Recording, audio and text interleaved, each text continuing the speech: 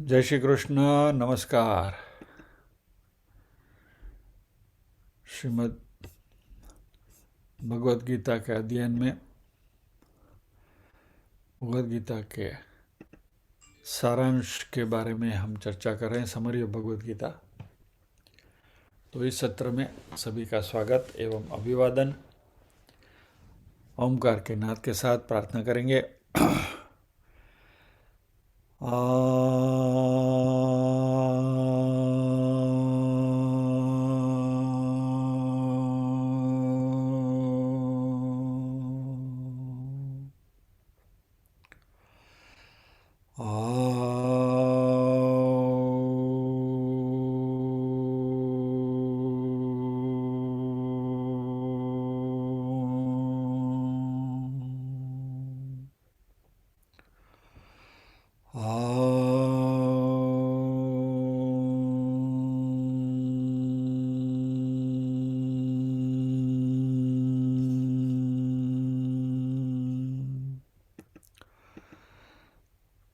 वक्रतुंड महाकाय सूर्यकोटि समप्रभ निर्विघ्नं कुरु मे देव सर्वकार्येषु सर्वदा। या कुन्देन्दुतुषारहारधवला या शुभ्रवस्त्रावृता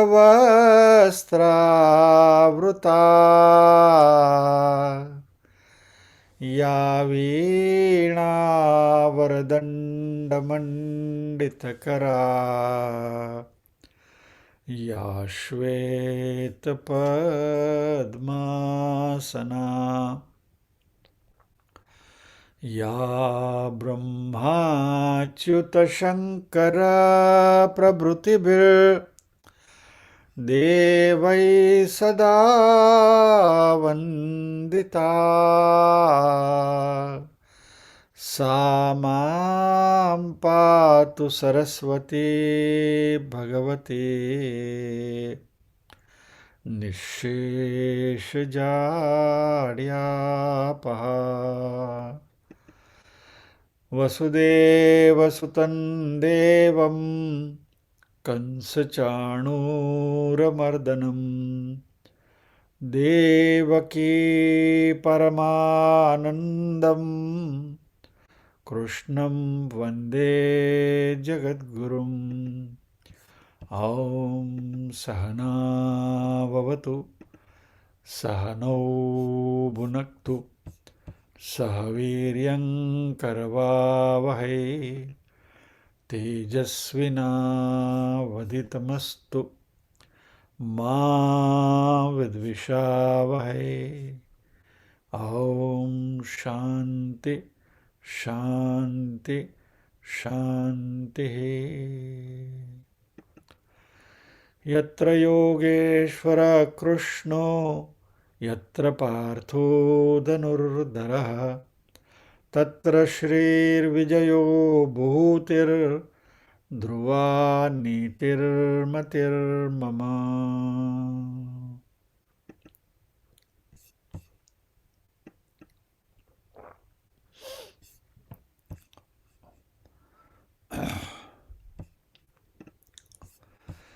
Well,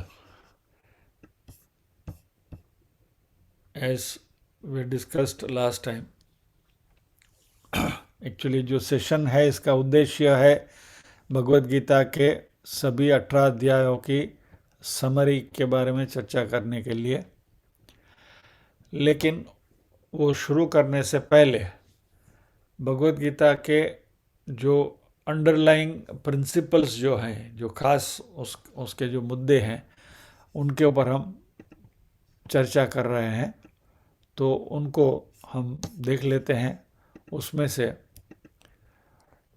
2 पॉइंट्स हमने लास्ट टाइम कवर करे थे। किसी को याद है तो you can unmute yourself and say it. एक मिनट में आपको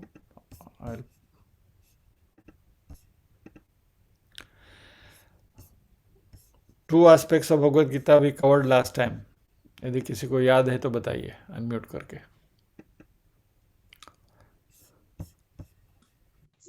हम शरीर नहीं है, आत्मा है. गुड. और दूसरा, मन को शांत करे. मरकट जैसा जो मन है उसको शांत कैसे करे. वाह, बड़ी बहुत अच्छी बात है. Full marks. तो हम शरीर नहीं है लेकिन आत्मा है. और दूसरी बात जो हुई थी वो हमारे मन को, मरकट मन है, उसको शांत करना है. और उसको शांत कैसे करना है उसके बारे में भी बात करी थी. Can somebody elaborate please? जिन्होंने ये जवाब दिया था वो उसकी पूर्ति कर सकते हैं क्या? इस मन को शांत कैसे करें? सर, अपने डिजायर्स को कंट्रोल में रख के. यस, सही बात है. अपनी इच्छाओं को काबू में रखते हुए, बराबर. Stabilise our mind by overcoming the desires. तो अभी आज तीसरा पॉइंट हम लेते हैं, निष्काम कर्म योग. That is do your duty with detachment या तो विदाउट अटैचमेंट, एंड कर्ता भाव का त्याग करना है. That is renounce the doership. अभी हमने जैसे लास्ट पॉइंट में देखा कि हम हमारी इंद्रियों को संयमित करें और मन को भी शांत करें, लेकिन मात्र इतना करने से हमें मुक्ति नहीं मिलेगी. हाँ, यह जो जीवन है ये जीवन सुचारू रूप से चलेगा, लेकिन क्योंकि हम तो मुक्ति के मार्ग के यात्री हैं, इसलिए मुक्ति चाहिए तो मात्र इतना करने से मुक्ति नहीं मिलेगी. तो इस रास्ते पर चलने के लिए हमें त्याग की मनोवृत्ति डेवलप करनी पड़ेगी. That is we have to cultivate the sense of detachment. Attachment जो अट्रैक्शंस है उनके ऊपर हमें ये करना पड़ेगा, कंट्रोल करना पड़ेगा, जिसको हम राग द्वेष कहते हैं.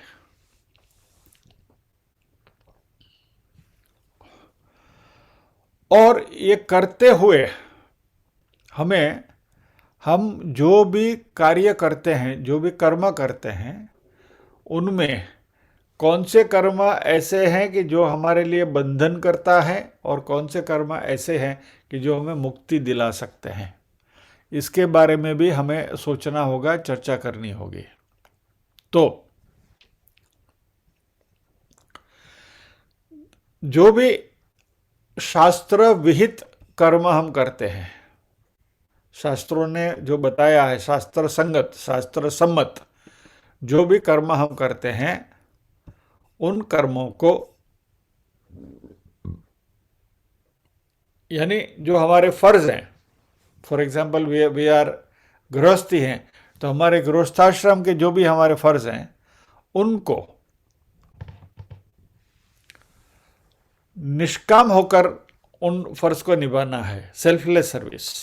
और ये परमात्मा को समर्पित होते हुए करना है, as a offering to the God.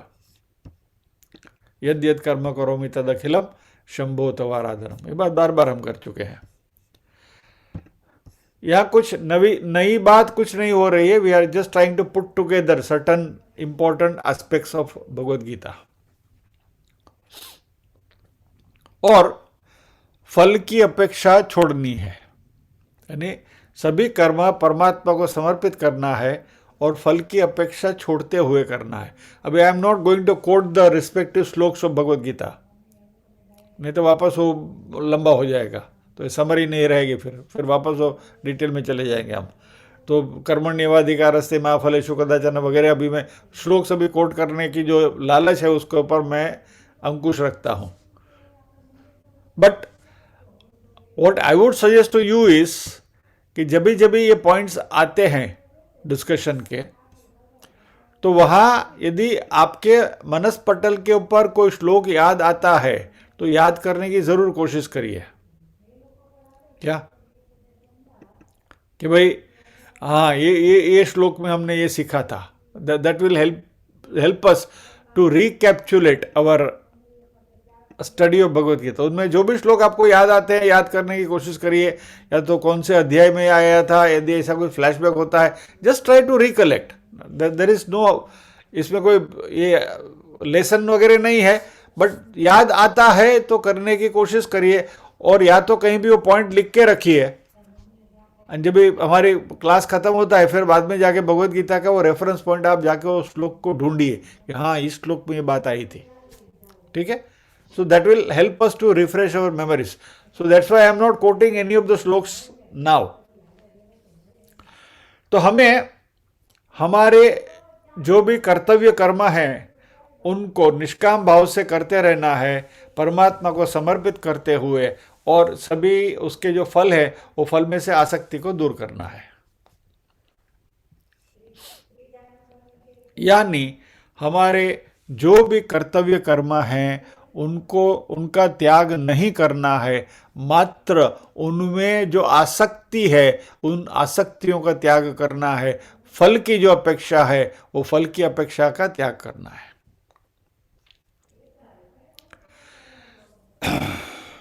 अभी सभी प्रकार के कर्म एक सरीके नहीं होते।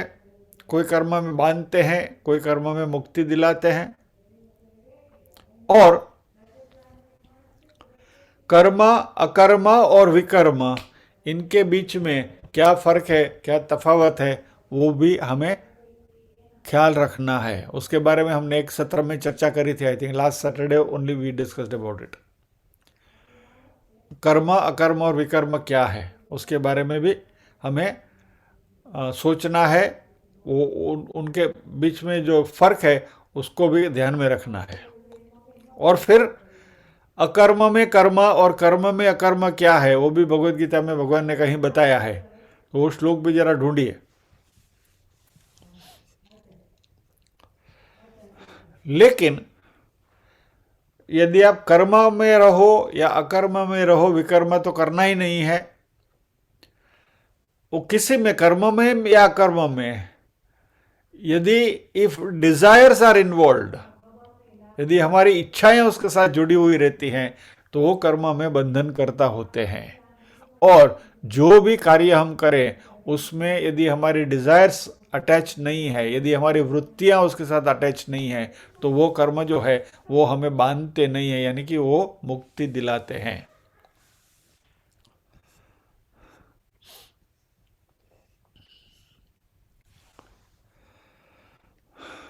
भगवत गीता ने यह भी कहा कि हम बिना कर्म किए तो एक मिनट भी नहीं रह सकते।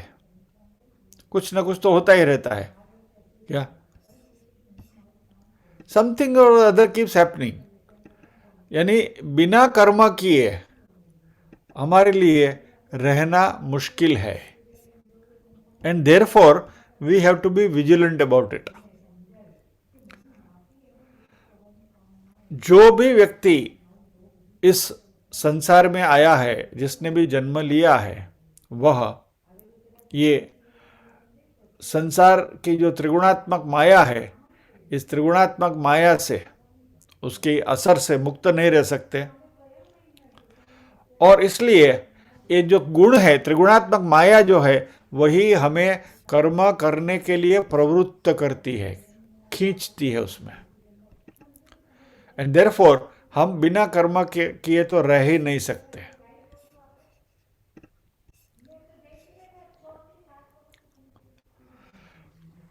तो मुक्ति के लिए क्या करना चाहिए फिर? हमें हमारे कर्तव्य कर्मों को करते रहना है। से I am specifically using the word कर्तव्य कर्म।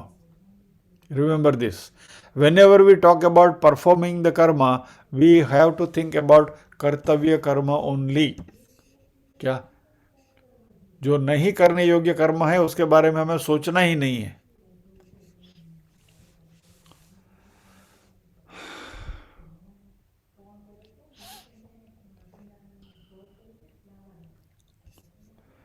तो धर्म के अनुरूप कर्तव्य कर्म करते हुए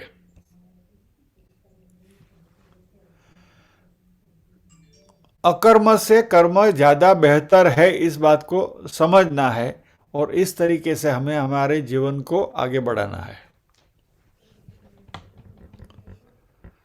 और इसमें जो कर्ता भाव है उसका त्याग जो है वही बहुत इंपॉर्टेंट है, दैट इज नेसेसरी, यानी renunciation of doership is very very important, यानी निष्काम कर्मयोग। ये जो पूरा पॉइंट है वो it is revolving around main theme is निष्काम कर्मयोग।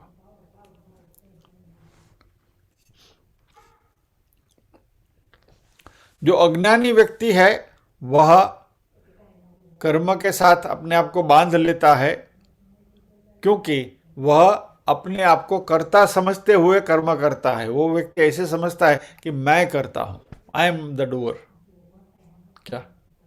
और जो ज्ञानी व्यक्ति है वह जो इस अज्ञान से या तो ये भ्रम से बाहर निकल गया है, कर्ता भाव के भ्रम से, वह अपना कर्तव्य कर्म मात्र परमात्मा के प्रति उनका जो क्या कहें फर्ज है, ऑब्लिगेशन है, ये ऑब्लिगेशन को समझते हुए वो कर्तव्य कर्म करता है। यानी कि हमें मनुष्य का देह परमात्मा ने दिया है, that is because we are qualified for that.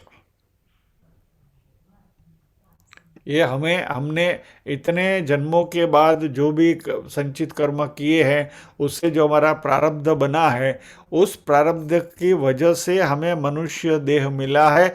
और यह देह इस तरीके से जो मिला है, तो ईच वन ऑफ अस, हमारे में प्रत्येक व्यक्ति जो है उसके हिस्से में कुछ न कुछ कर्तव्य कर्म परमात्मा ने लिख कर भेजा है। हम स्कूल कॉलेज में बच्चों को एप्टीट्यूड टेस्ट कराते हैं या तो सिखाते हैं, बराबर है। तो ये एप्टीट्यूड टेस्ट वाली बात जो है वो मात्र बच्चों तक सीमित न रखते हुए यह हमारे लिए भी उपयुक्त है, ये बात को समझने की कोशिश करें। सी यू एक सिंपल, मैं आपको उसका एक give you simple know how for that, रीत बताता हूं। You try to analyse your life. सभी व्यक्ति, प्रत्येक व्यक्ति, अभी तक का हमारा जो जीवन है उसके बारे में जरा आप सोचिए, इंट्रोस्पेक्शन करिए और just try to mark the common points. भाई इसमें ये मेरे जीवन में मैंने जो भी किया उसमें कोई एक पर्टिकुलर स्पेसिफिक थिंग कुछ उभर के सामने आएगी कि ये मैंने हमेशा किया है, जानते हुए और अनजानते हुए। मैं अपना ही उदाहरण देता हूं आपको। When I sit back and introspect my life, तो मैंने देखा है कि बचपन से ही मेरी रुचि सिखाने में रही है। When I was in SSC, I used to teach my classmates. उनको मैं मैथ सिखाता था, मेरे क्लास के स्टूडेंट्स को ही। हमारे प्रिंसिपल ने मुझे स्पेशल परमिशन दी हुई थी for using a classroom with A black board. Literally वो शिक्षक की अदा में मैं वो ब्लैक बोर्ड के ऊपर चौक वगैरह लेकर मैं मैथ्स के एग्जाम्पल्स मेरे जो क्लासमेट्स हैं उनको एग्जामिनेशन के टाइम पे मैं सिखाता था। फिर बाद में जब ये कॉलेज में आया तभी मैं प्राइवेट ट्यूशन क्लासेस में आई स्टार्टेड टीचिंग। फिर बाद में when I got into the profession, जब मैं सर्वेयर बना तो पुणे में जो नेशनल एकेडमी जो है इंश्योरेंस की, वहाँ मैं एज ए बतौर एक लेक्चरर जाया करता, फैकल्टी जाया करता था। I was one of the revered faculty there. लोग they are demanding my lectures. और अभी ये भगवत गीता आपके सामने जो हम कर रहे हैं, बराबर। यानी कि when I analyse my life, तो कभी कभी ऐसा लगता है कि परमात्मा ने इस उद्देश्य से ही मुझे यहां भेजा है कि भाई तुम जाओ, बस ये काम करो। એટલે પીરસણીઓ બનાવીને જ મોકલ્યો છે કે તમારે આજ કરવાનું। नाउ ये यदि हम अपने जीवन में ये थोड़ा इंट्रोस्पेक्शन करके इसको यदि हम ढूंढ सके कि भाई what is that common factor which is influencing my life, और उसका पकड़ लो, and if you get in to that activity as a service to God. मैं जो बार बार आपको बोलता हूं ना कि कान्हा की नौकरी कर रहा हूं, तो कान्हा की नौकरी क्योंकि ये क्वालिफिकेशन के साथ कान्हा नहीं भेजा कि भाई मैं तुझे ये नौकरी के लिए I am appointing you for this job. तो ये हमारा जॉब क्या है, किसके लिए हमें अपॉइंट किया गया है, अपॉइंटमेंट लेटर में क्या क्या लिखा हुआ है, उसको यदि हम आइडेंटिफाई कर सकें and then do that activity with pleasure, with involvement, with dedication, परमात्मा को समर्पित कर कि प्रभु मैं तुम्हारा कार्य कर रहा हूं, तुमने जो सौंपा है मैं कर रहा हूं, तो दो बातें बनेगी। निष्काम कर्मयोग फिर करने के लिए हमें कोई प्रयत्न नहीं करना पड़ेगा, अपने आप होगा। It will become a reflex action. फिर वो कर्ता भाव अपने आप निकल ही जाएगा। Then you will not feel कि आई एम डूइंग समथिंग, तो it is offering to the god. भगवान की पूजा करते थे क्या आप भगवान को बोलते क्या मैं तुम्हारी पूजा करता हूं? हाँ, सुबह मान लीजिए कि आप घर में आपको पूजा करने की आदत है और भगवान को लेकर बैठे आप, षोडशोपचार पूजा या तो पंचोपचार पूजा जो भी आप करते हैं, तो भगवान को आप जब स्नान कराते हैं, उनको फूल लगाते हैं, चंदन लगाते हैं, आप भगवान को बोलते मैं तुमको चंदन लगाता हूं, मैं रोज तुमको तुम्हारी पूजा करता हूं? नहीं, ऑटोमेटिकली होता है, एक भाव से होता है। बस वही भाव हमारे सभी कर्मों में जीवन में आ जाएंगे, और इस भाव के साथ यदि हम पूजा करेंगे तो फिर कोई अटैचमेंट रहने का सवाल ही नहीं है। और निष्काम कर्मयोग फिर सीखने के लिए कहीं जाना नहीं है, वो अपने आप हो जाता है। So, we perform our actions without attachment, मात्र संसार की खुशी के लिए, संसार को कुछ देने के लिए, to give back to the society, क्योंकि हम वहीं से पनपे हैं। संसार पेड़ की तरह, मैं मान लीजिए कि पेड़ जो है तो वह इस पृथ्वी से सब न्यूट्रिएंट्स वगैरह लेता है, जल मिलता है, न्यूट्रिएंट्स मिलता है और पनपता है, और फिर बाद में वही पेड़ बड़ा होकर फल देता है। कोई पेड़ फूल देते हैं, कोई फल देते हैं। तो एक क्लास में हमारी चर्चा हो रही थी कि पेड़ की तरह होना चाहिए, तो एक पचा बदा क्लास में डोडाया भी हो ना, कोई का तो स्मार्ट होता है ना, सर आसोपालव का वृक्ष क्या देता है? वो तो ऐसे ही खड़ा है, उसमें न तो फूल है न तो फल है, वो छाया भी नहीं देता। क्या बाकी क्या तो कोई वृक्ष कि चलो फूल फल नहीं देते हैं तो छाया तो देता है। आसोपालव तो ऐसा कैसा खड़ा है, ठोड़ा नहीं, जब वो क्या देता है? अरे भैया, वो भी आपके घर की शोभा तो बढ़ाता है ना, कुछ तो करता है। यस, तो भले ही हमारे में और कुछ नहीं है आसोपालव की जैसा, लेकिन शोभा तो बढ़ाए। नड़ो मां, कहने का तात्पर्य क्या है कि यदि इस तरीके का यदि हम हमारे लाइफस्टाइल बने तो all our acts will become offering to God, वो परमात्मा की पूजा ही हो जाएगी। और फिर बाद में शंकराचार्य जी ने तो कहा यद्यत कर्म करोमि तद अखिलम शंभो आराधनम, बराबर, कायेन वाचा मनसेन्द्रियर्वा, ये ऑटोमेटिक हो जाएगा।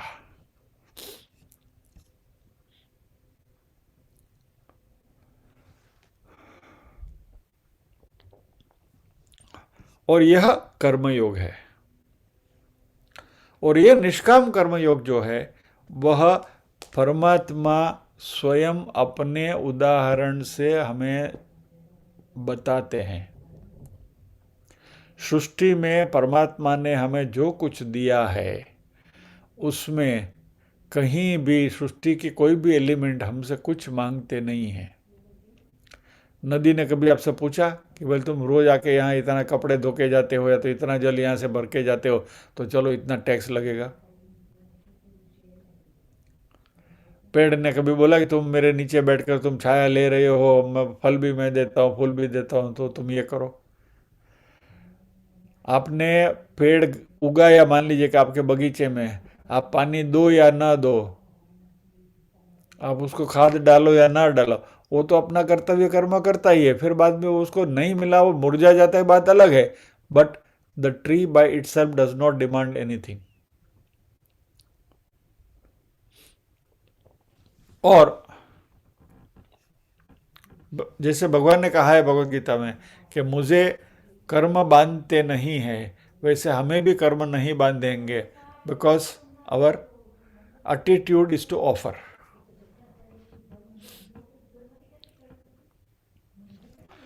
तो भगवान अपना उदाहरण देकर हमें बताते हैं कि मनुष्य का जन्म तुम्हें दिया गया है, तो तुम्हें भी संसार में जो भी कर्म करने हैं वो इस तरीके से कर्म करने हैं, निष्काम भाव से करने हैं.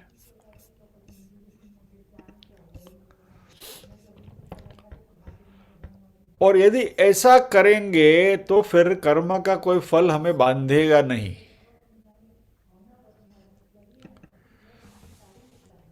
और भगवत गीता में कहीं एक श्लोक में लिखा है, ट्राई टू आइडेंटिफाई दैट श्लोक, कि हमारे सभी कर्म जो हैं वह घास की गंजी की तरह जल जाते हैं. एक one spark in the heap of hay and it सब भड़ जल जाते हैं सारे कर्म, ये ज्ञान की अग्नि से. और इससे हमें शांति मिलती है और हम अपने आप में समत्व की जो भावना जो आ जाती है, we become stable in our selves. So ये कर्मयोग की बात हुई. इसी की कॉरोलरी है कि जो सही त्याग है वह भी ये कर्तापन का त्याग, यानी कि रिनंसिएशन, द ट्रू रिनंसिएशन, त्याग, सही सच्चा त्याग जो है वह कर्तापन का त्याग है. अभी हमारा एक जो नॉर्मल जो हमारी सोच है, त्याग यानी कि वस्तु का त्याग. नॉर्मली हम जब भी त्याग की या तो त्यागी की बात करते हैं तो ऐसा व्यक्ति की बात करता है कि जिसने वस्तुओं को छोड़ा, यानी संसार को छोड़ने की कोशिश करी. भगवान जब भी त्याग की बात करते हैं यहाँ भगवत गीता में, तभी यहाँ वस्तु को छोड़ने की या तो व्यक्ति को छोड़ने की बात नहीं करते हैं, यानी फिजिकल एक्ट ऑफ रिनंसिएशन, शारीरिक तौर से हम जो कुछ त्याग करने की कोशिश, और ज्यादातर हम त्याग यानी यही करने की कोशिश करते हैं. तो मिठाई खावानी छोड़ी दी थी, बाधा ले ली थी, बराबर, तो ये त्याग, चलो हम हमारे लिए त्याग इतना हो गया क्या. लेकिन द फोकस जो है वह हमारा भाव, यानी कि एटीट्यूड ऑफ रिनंसिएशन, त्याग करने की भावना. क्योंकि अर्जुन युद्ध के मैदान को छोड़कर यानी कि त्याग करके भागने की कोशिश कर रहे थे. ये जो पलायन वृत्ति है उसके सामने यहां लाल बत्ती है, और ये भाग जाना, और तो ऐसा जो त्याग है वह मुमकिन भी नहीं है. It is not even practicable. तो सच्चा त्याग जो है वह त्याग, पहले जैसे हमने देखा, वृत्तियों का त्याग, विषयों का त्याग और कर्म के फल का त्याग.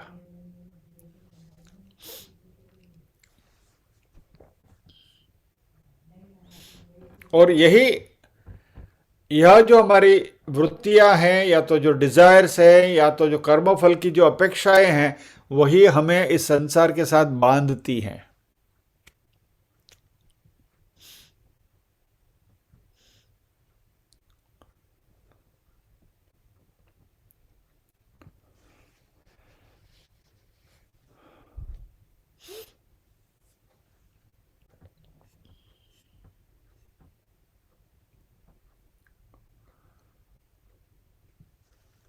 इसकी एक श्लोक में I cannot resist but to coat.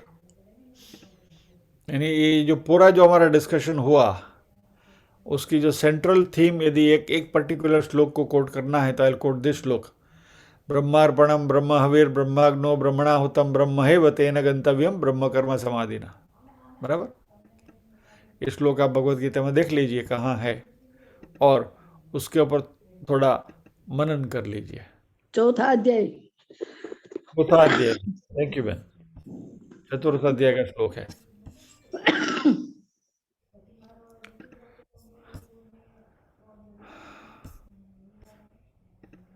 બેન પાછું મ્યુટ કરી લેજો. Anyone who wants to say something may please unmute, say it and please mute yourselves. तो ये ब्रह्मार्पणम ब्रह्मवे ब्रह्माग्नो ब्रह्मणाहुतम की जो भावना है, इस भावना के साथ यदि हम कर्तव्य कर्म करें तो हम भी परमात्मा के नजदीक पहुंच जाएंगे। और इससे फाइनली जल कमलवत हमारी वृत्ति हो जाएगी। जैसे पानी में कीचड़ में कमल खिलता है, वैसे हमारा मन भी संसार में रहते हुए, संसार के दलदल में रहते हुए भी शुद्ध रहेगा। तो जो सच्चा कर्मयोगी है, वह उसका जो जीवन है वो परमात्मा को समर्पित है।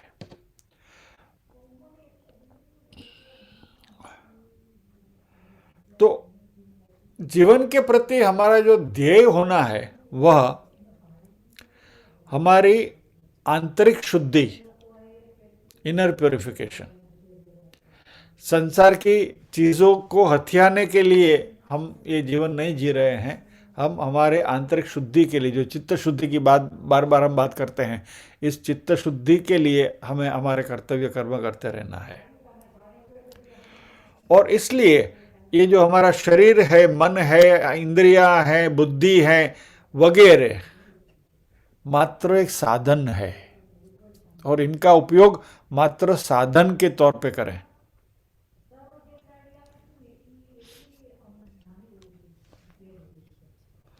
तो फिर क्या होगा कि हम मन से सभी चीजों में से आसक्ति छोड़ देंगे, और इस तरीके का यदि त्याग आएगा हमारे में, मानसिक त्याग, तो एक तो हमारे सभी जो कर्म है वो कर्म में त्याग वृत्ति आ गई मानसिक तौर से, तो निष्काम कर्मयोग हो जाएगा, कर्ता भाव छूट जाएगा, और फिर मात्र ये जो शरीर हमें मिला है, इस शरीर में मात्र हम निवास करेंगे। This body is our rented property. हमको लीज पे दिया गया है ये घर रहने के लिए।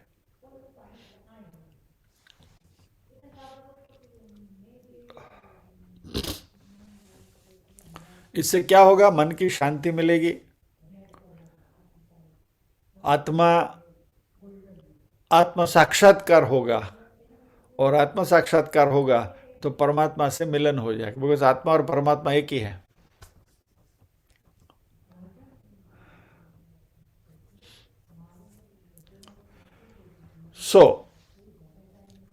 इंद्रियों के ऊपर काबू करने के प्रयत्न मत करिए। It is a futile exercise.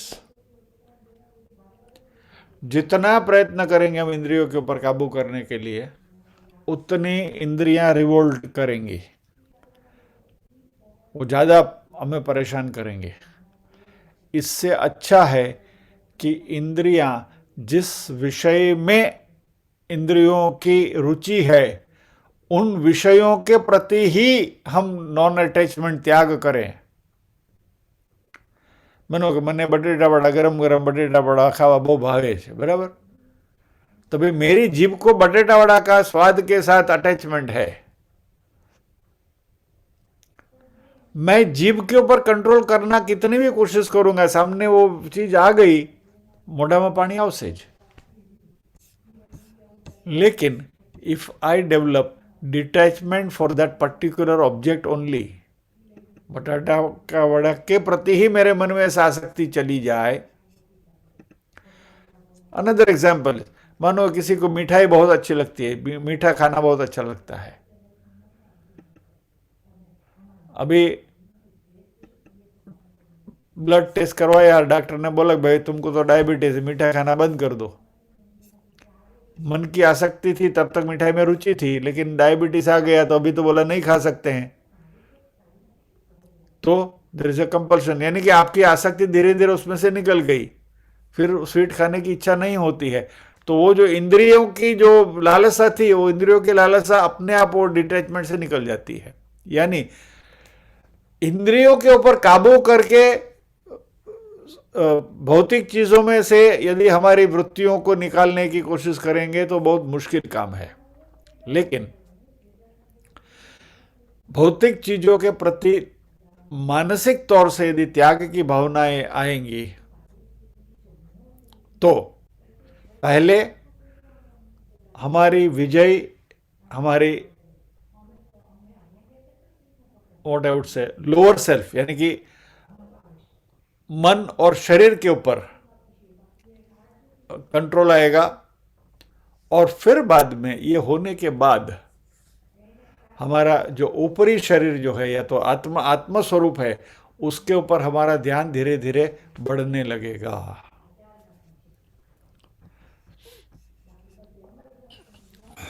और ये जब भी होगा तभी जीवन के जो द्वंद्व हैं उस द्वंद्व से हमें मुक्ति मिल जाएगी। कैसा द्वंद्व?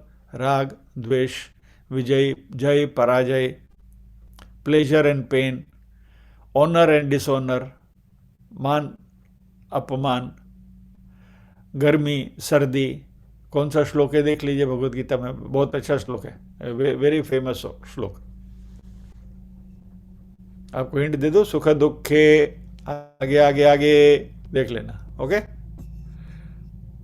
और भी एक श्लोक है दूसरे अध्याय में, मात्रा स्पर्शास्तु ब्ला ब्ला ब्ला ब्ला ब्ला।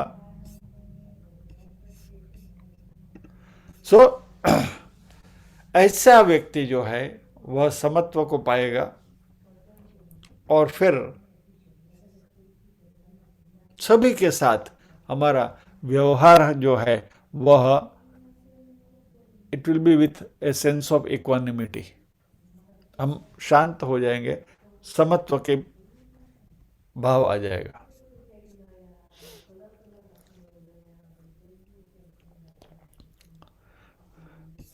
अभी हमारे अगले क्लास में एक डिस्कशन हुई थी, जस्ट याद आ रहा है तो I will just quote that again to you. Life is a bowling machine,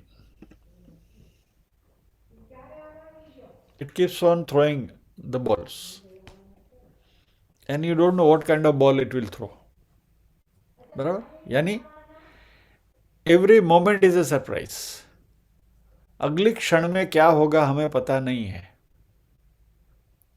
और इसमें यदि इस तरीके के एनवायरनमेंट में यदि हमें रहना है तो इन द्वंद्वों से परे होकर रहने का जो नोहाव है वह हमें आत्मसात करना पड़ेगा, तो ही हम शांत रह पाएंगे, तो ही हम स्थिर रह पाएंगे।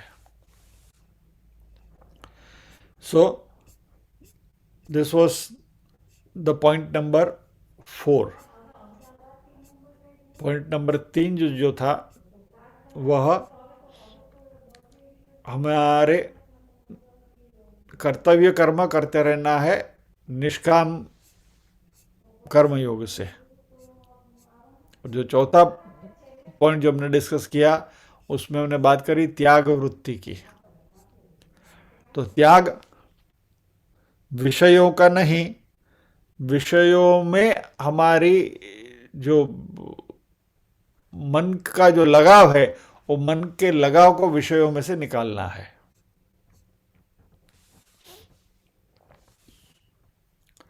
नेक्स्ट पॉइंट इज सर्वत्र परमात्मा का दर्शन। क्योंकि भगवान और हम एक ही हैं, क्योंकि परमात्मा के ही अंश हैं, वो अंश ही हम अंश हैं। पूरा जगत परमात्मा का बनाया हुआ है और इस जगत में परमात्मा ने अपने आप को छुपा लिया है।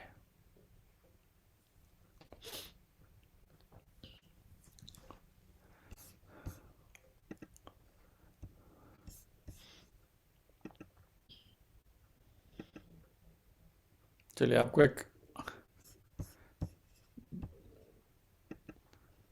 टू रिड्यूस द हैवीनेस एक छोटी सी कहानी आपको सुनाता हूँ।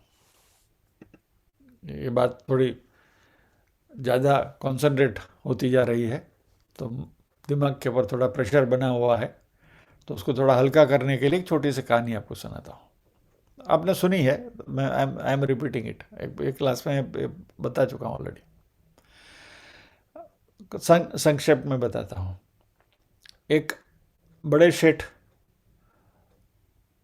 कलकत्ता से बैठे रामेश्वर की यात्रा करने के लिए, और पहले के ज़माने की बात थी, तो जब भी कुछ क्रेडिट कार्ड्स वगैरह कुछ थे नहीं, तो जहाँ भी आपको बाहर जाना है तो साथ में नगद रुपये लेकर निकलना होता है। और उन्होंने ट्रेन में फर्स्ट क्लास की टिकट ले ली, और उन दिनों कोई रिजर्वेशन वगैरह का इतना बहुत ये नहीं था, आप टिकट ले लो, और फर्स्ट क्लास में तो कभी भी आप कोई भी सीट आपको मिल सकती है, टिकट ले लिया तो उन्होंने जाके बर्थ ले ली और ट्रेन में बैठ गए। किसी एक ठग को पता चला कि ये सेठ चले हैं यात्रा के लिए, लंबी यात्रा के लिए जा रहे हैं, तो उनके पास धनराशि काफ़ी होगी, तो इसका कुछ इलाज करना चाहिए। तो ठग ने भी फर्स्ट क्लास का टिकट लिया, बढ़िया सा कपड़े वगैरह पहन के, जेंटलमैन के कपड़े पहनकर, वो भी वो सेठ वाले कंपार्टमेंट में पहुंच गया और सोचा कि रामेश्वर आते आते, वो 3-4 दिन की यात्रा होती थी, तो बोला रामेश्वर आते आते सफाया कर लूँगा। सेठ बड़े चतुर थे, समझ गए कि इसकी कुछ दानत कुछ गड़बड़ वाली है। अब in this process how to protect himself, अभी वो आदमी सेठ की बड़ी खातिरदारी करे, बहुत ध्यान रखे उनका, स्टेशनों पे उतर के उनके लिए चाय लाकर आवे, फ्रूट्स लेकर आवे, नाश्ता लेकर आवे, वगैरह वगैरह वगैरह।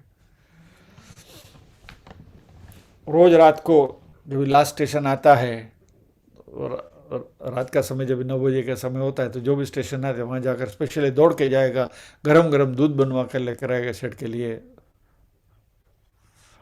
और रात को दूध के गिलास में नींद की गोली डाल के सेठ को पिला देता था। सेठ वो दूध पीकर सो जाते थे, और फिर बाद में जब ये सेठ गहरी नींद में होते थे, तो ये व्यक्ति सेठ का पूरा सामान जो है वो टटोलता था कि कहीं सेठ ने कहीं भी पैसे इसमें कहीं रखे हुए हो तो उनमें से मैं निकाल लूँ। पहली रात हुई, कुछ मिला नहीं। He was also surprised, बोला इतना सारा सब ढूंढ लिया, सेठ की जेब वेब सब, सेठ तो गहरी नींद में सो गए थे, वैसे भी सेठ मस्त थे, और नींद की गोली मिली तो मस्त सो गए, तो he doesn't know anything। इसलिए सब कुछ ढूंढा, कहीं नहीं मिला। दूसरे दिन सुबह जो भी हुई तो एज यूजुअल वापस अपना जो रोल था बराबर अदा कर रहा था, तो स्टेशन गया, वहाँ से गरम गरम नाश्ता सब लेकर आया। जब वो नाश्ता लेकर आता है तो सेठ को वो सब अपनी जो नगद राशि है, सेठ बैठ बैठ कर अपनी नोटें गिनते हैं, do do do do do और हिसाब वगैरह लिखते हैं। पूरा दिन वैसे बीत जाता है। वो उसको बोला, अरे सेठ के पास पैसे तो हैं, रोज सुबह उठ के गिनते हैं, रात को कहाँ नहीं मिलता है। तो दोबारा उस दिन नेक्स्ट डे नाइट को भी उसने वही नाटक किया। 2 रात बीती, 3 रात बीती, अभी तो डेस्टिनेशन आने का भी समय हो गया, रामेश्वर पहुंचने की तैयारी है। तो फिर वो आदमी से रहा नहीं गया, उसने अपनी सही पहचान है वो सेठ को बताई कि सेठ एक सवाल मैं आपसे करता हूं, मैं परेशान हूं थोड़ा, would you mind if I ask you question. बोला, बोलो क्या बात है। बोला, मैं आपके साथ इसलिए इस ट्रेन में आया था कि आपके पास जो नगद राशि है वो मुझे चुरानी थी। 3 रात से मैं प्रयत्न कर रहा हूं, लेकिन मुझे वो रकम मेरे हाथ में नहीं आई। तो आप वो पैसे छुपाते थे कहाँ? मैं बड़ा जाना माना ठग हूं, और मेरी ठगी का कोई नोबडी कुड चैलेंज मी। इतना तेज तरार मैं चोर हूं, उचक्का हूं, ठग हूं, लेकिन आपने मुझे हरा दिया। तो आप वो पैसे कहाँ रखते थे, उतना तो मुझे बताओ। सेठ बोला कि भाई वो जानना है क्या तुम्हें? तो बोला हाँ सेठ। तो बोला तू जब भी रात को मेरे लिए दूध लेने के लिए जाता था ना, नींद की गोली डाल के, तभी मेरे सारे पैसे मैं तेरे बिस्तर के नीचे रख देता था। तू पूरा कंपार्टमेंट ढूंढेगा लेकिन तेरे बिस्तर के नीचे तो नहीं ढूंढेगा, बराबर। और सुबह वापस में तू जब सुबह मॉर्निंग में जब नाश्ता लेने के लिए जाता तभी तेरे बिस्तर के नीचे से पैसे निकाल के मैं गिनता था। माई मनी वो सेफ। तो हमारे परमात्मा जो है ना, वो भी ऐसे ही शेठ की तरह स्मार्ट है। उन्होंने क्या किया, सृष्टि बनाई क्या, और स्वयं हमारे हृदय में जाकर छुप गए। और हम उस चोर की तरह ढूंढते फिरते हैं, इस जेब में ढूंढो, उस जेब में ढूंढो, काशी में जाओ, मथुरा में जाओ, रामेश्वर जाओ, कन्याकुमारी जाओ, चारधाम की यात्रा पे जाओ, वैष्णो देवी जाओ, इधर ढूंढो उधर ढूंढो। बैठा अंदर है, तुम्हारे बिस्तर के नीचे है, लेकिन वहां तो ढूंढोगे नहीं। भगवान ने बोला अंदर तो झांकोगे नहीं तुम। तो करना क्या है, हमें अंदर झांकना है। परमात्मा जो हमारे में विराजमान है, उस परमात्मा को हमें अंदर ढूंढना है, यानी कि इंट्रोस्पेक्शन करना है। सृष्टि में तो परमात्मा सभी जगह पर है, उसको ढूंढने की यदि दृष्टि हम रखेंगे तो सभी जगह पर दिखेगा वो। लेकिन हमारी जो दृष्टि जो है, गॉड इज द क्रिएटर, ये पूरी सृष्टि उन्होंने बनाई है और उस पूरी सृष्टि में जाकर वो छुप गए हैं क्या। तो यह आत्मा के रूप में हमारे अंदर बैठे हुए हैं क्या, और पूरी सृष्टि में विलस रहे हैं। तो मुक्ति के लिए उस परमात्मा के प्रति हमारा ध्यान जाना चाहिए। इंट्रोस्पेक्शन यानी कि इंट्रोवर्ट होना है, हमें दृष्टि हमारे अंदर की ओर जानी चाहिए।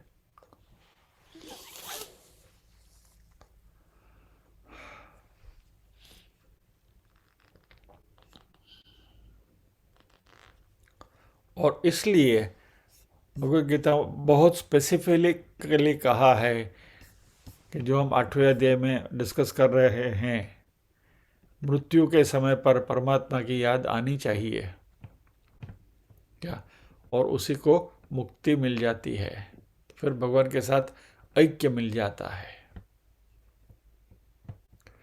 और इसके लिए हमारा मन, हमारी बुद्धि, हमारे सभी कर्म वह परमात्मा के साथ ही उनको जोड़ते हुए हमें करने हैं। और यह जो क्रिया जो है वह किसी क्षणिक न होते हुए ये सातत्य के साथ होनी चाहिए, 24/7 होती रहनी चाहिए।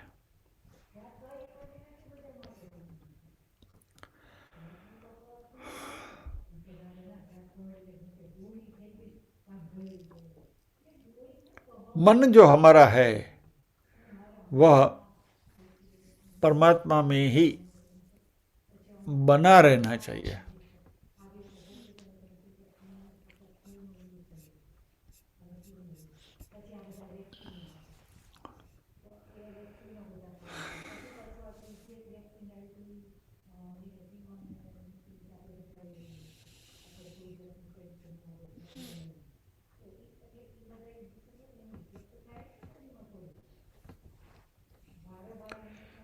परमात्मा के 2 स्वरूप की भी बात भगवद गीता में बताई है, सगुण साकार और निर्गुण निराकार। और ये पूरी जो प्रक्रिया है उसके बारे में हमारे अभी 8वें अध्याय में चर्चा भी हो रही है, सगुण साकार से निर्गुण निराकार में कैसे आना। निर्गुण निराकार की भक्ति जो है वो थोड़ी कठिन है,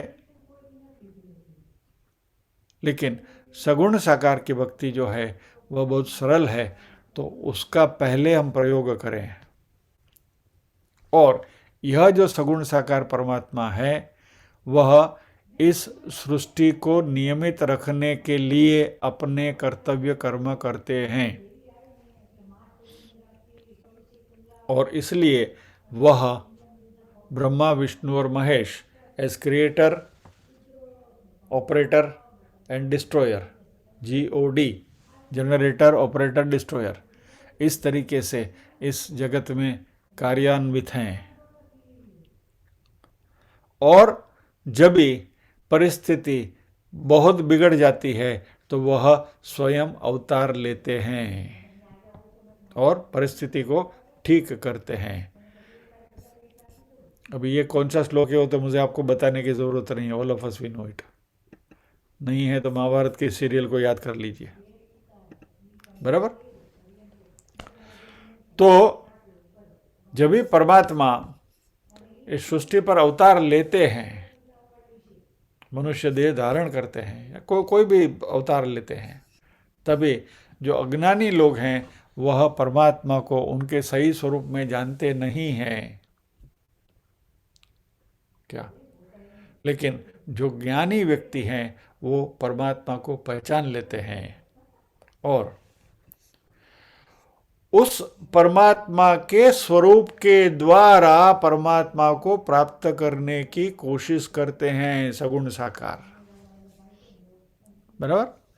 यानी परमात्मा उस स्वरूप में हमें दर्शन देते हैं या तो इस सृष्टि में कार्यान्वित होते हैं, जैसे राम जी का अवतार लिया, कृष्ण का अवतार लिया, तो ये अवतार धारण करके सृष्टि पर आते हैं और फिर परमात्मा के इन अवतारों का चिंतन करते हुए, इसके ऊपर मनन करते हुए, इस सगुण साकार की उपासना भक्ति करते करते करते करते करते हम निर्गुण निराकार की ओर आगे बढ़ पाएंगे, जिसका नोहाव अभी हम सीख रहे हैं 8वें अध्याय में।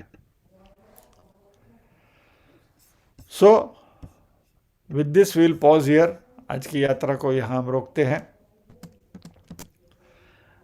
और एक सेशन लगेगा भगवद गीता के चैप्टर वाइज समरी के लिए। फिर बाद में एक सेशन कंक्लूड करने के बाद 18 अध्याय का एक एक अध्याय में क्या क्या है उसके बारे में भी संक्षेप में बात हम जरूर करेंगे। सो आज की बात को यहाँ रोकते हैं। आप में से किसी को कुछ शेयर करना है तो यू आर वेलकम।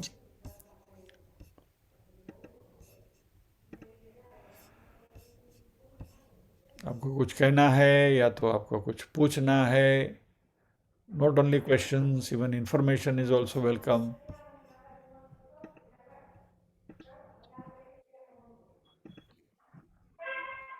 जो भी कहना है संक्षेप में कहने की कोशिश करिए प्लीज। 5 minutes all told.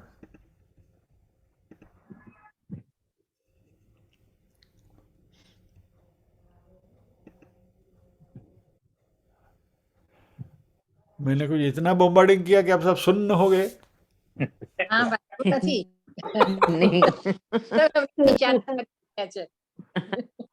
वो पूरा ब्लैंक हो गया। ઇન્ફોર્મેશન અંદર કલેક્ટ થાય છે अच्छा कलेक्ट થાય છે, એસિમ્યુલેટ થાય છે। Yes.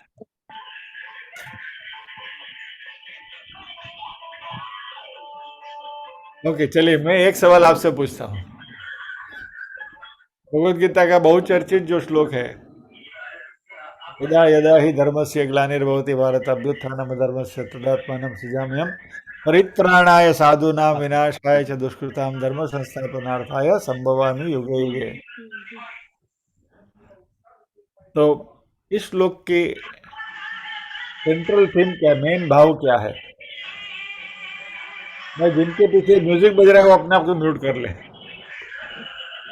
आप म्यूजिक को नहीं थे आगे से म्यूट कर लो। थैंक यू धन्यवाद। तो धर्म संस्थापनार्थाय संभवामि युगे युगे के पीछे भगवान का कहने का मकसद क्या है? पवित्राणाय साधूनाम, परित्राणाय साधूनाम। Yes, very nice. हमारे में एक गलत धर्म संस्थापनार्थाय ધર્મ સંસ્થાપનાર્થાય તો છે જ, એ તો પછીનો ફ્રેઝ છે, પણ મેઇન મૂળ इंटेंशन क्या है वो हम समझ लें। सी नॉर्मली हमारी एक परिकल्पना ऐसी है कि भगवान विनाशाय च दुष्कृताम के लिए अवतार लेते हैं, यानी कि रावण को मारने के लिए राम जी का अवतार लिया, कंस को मारने के लिए कृष्ण का अवतार लिया, बराबर। यानी कि हमारे जो अवतार के साथ जो हमारी जो कहानियां जो जुड़ी हुई हैं, वैसे नृसिंह अवतार लिया तो हिरण्यकशिपु को मारने के लिए नृसिंह का अवतार लिया, यानी कि the purpose behind the avatar what we have learned is विनाशाय च दुष्कृताम, लेकिन that is not the purpose. The purpose is परित्राणाय साधूनाम। विनाशाय च दुष्कृताम जो है वो तो साइड बाय साइड की एक्टिविटी है, it is a secondary activity. वो तो आए हैं इसलिए फिर ये सफाई करके जाते हैं, लेकिन हमने क्या सोच के रखा है कि भगवान सफाई करने के लिए आते हैं। भगवान सफाई करने के लिए आते ही नहीं है, भगवान आते हैं परित्राणाय साधूनाम, यानी कि भगवान अपने जो भक्त हैं उनके भक्तों के आनंद में अभिवृद्धि करने के लिए परमात्मा अवतार लेते हैं। फॉर एग्जाम्पल, नृसिंह अवतार लिया परमात्मा ने, तो हिरण्यकशिपु को मारना ठीक था, यस, बिकॉज वो प्रहलाद को परेशान कर रहे थे, लेकिन मेन उद्देश्य क्या था? प्रहलाद को खुशी मिले, प्रहलाद के मन में जो श्रद्धा थी कि मेरे परमात्मा हैं, उस श्रद्धा को बलवत्तर करने के लिए परमात्मा का प्राकट्य हुआ।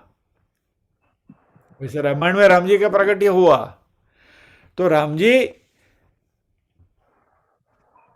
वन में जो ऋषि मुनि रहते थे उन सबको आनंदित करने के लिए वनवास उन्होंने लिया, ताकि उनको राम जी की प्रॉक्सिमिटी का आनंद मिले, नहीं कि रावण का वध करने के लिए राम जी का ये हुआ था। वैसे ही कृष्ण का भी जो अवतार लिया भगवान ने, तो वृंदावन में गोप गोपियां जो थे, जो अगले जन्म में जो राम जी के सेवा नहीं कर पाए थे, वो सब गोप गोपियां बनकर आए थे वृंदावन में, उनको आनंदित, उनकी मुदिता के लिए कृष्ण का जन्म था, उसके लिए प्राकट्य था कृष्ण का। तो बेसिकली ये जो अवतारवाद है, इस अवतारवाद को इस परिप्रेक्ष्य में समझना है कि इट इज फॉर परित्राणाय साधूनाम मोर, विनाशाय च दुष्कृताम जो है वो it is a subsidiary activity. आए हैं तो सफाई करके चले जाएंगे, निकल जाएंगे, तो that is what it is. Okay, चलिए, तो विल पॉज हियर नाउ।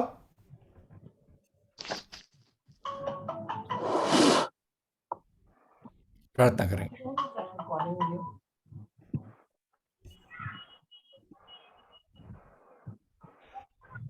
ओम असंगमय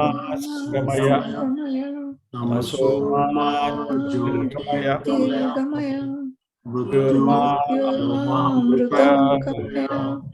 सर्वेषां भवतु, सर्वेषां सर्वेषां मंगलं भवतु, सर्वेषां पूर्णं भवतु, लोकाः समस्ताः सुखिनो भवन्तु, लोकाः समस्ताः सुखिनो भवन्तु। नाहं कर्ता हरिकर्ता केवलम्। ओम शांति शांति शांति। सभी के हृदय कमल में विराजमान परम कृपालु परमात्मा को वंदन करते हुए आज के सत्र को विराम देते हैं। अगला सत्र अगले गुरुवार को नहीं होगा, उसकी वजह मैं बाद में बताता हूँ, पहले जय श्री कृष्ण कह दूं। जय श्री कृष्ण। जय श्री कृष्ण भाई। जय श्री कृष्ण भाई। जय श्री कृष्ण भास्कर भाई। जय श्री कृष्ण बहन। भाइयों का